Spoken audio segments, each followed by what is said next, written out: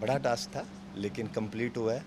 Task की बजाय तो कल मेरे दिमाग में आया ये सीईटी उत्सव है, तो मैं तो खुद में इसको उत्सव समझ रहा हूँ। मुझे भी नहीं लग रहा था कि इतना अच्छा हो जाएगा, बहुत अच्छा हो गया। और एडमिनिस्ट्रेशन ने, बच्चों ने बहुत अच्छा सा कोऑर्डिनेशन था सब में, बहुत अच्छे से कंप्लीट हो गया। अब एक सेशन बचा है, ये भी जल्दी लग रहा है कि अच्छे से कंप्लीट हो जाएगा।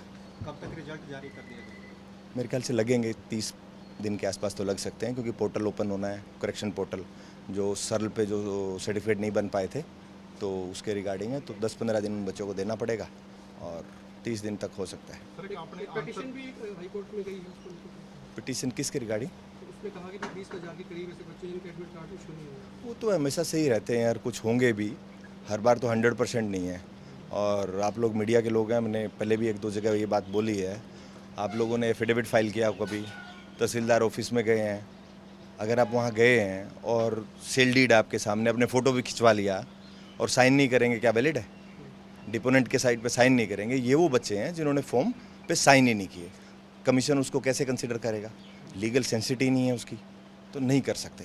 और दूसरा ये कि इन लोगों ने फॉर्म खुद भी नहीं फिल किया। 80% ऐसे बच्चे हैं जिनका जो फॉर्म है वो सीएससी सेंटर वालों ने फिल किया है, तो वहाँ पे नंबर ऑफ चंक ज़्यादा होता है, तो उन बच्चों से गलतियाँ हुई हैं, इसलिए हम लोग उस लेवल पे कंसिडर नहीं कर सकते, लीगल इश्यूज़ हैं। सर, एक आपने आंसर की पे भी रोक लगाई हुई है, वो रीजन क्या है सर उसका? आंसर की पे रोक लगाइए, नहीं कोई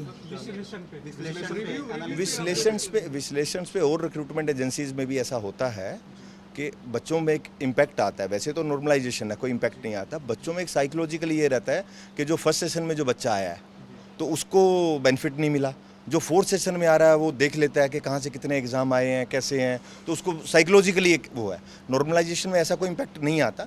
बच्चों का रिक्वेस्ट आया और बहुत सारे जैसे रेलवे रिक्रूटमेंट बोर्ड और ये ऐसा यूज़ करते, तो हमने भी सेम वही किया, तो उस पर कोई रोक नहीं है, वो बच्चों का एक सुजेशन था, हमने माना है उसको। सर, कुछ बच्चों की इस तरह की शिकायत भी आई है कि समय सीमा से 5-7 मिनट पहले ही अनुसूचित ले ली जाती है। नहीं, ऐसा मेरे को किसी ने रिपोर्ट नहीं किया है कि 5-7 मिनट पहले। अगर कोई ऐसा आता मुझे बताइए तो हम इंक्वायरी कराएंगे, अगर कुछ होगा तो बिल्कुल।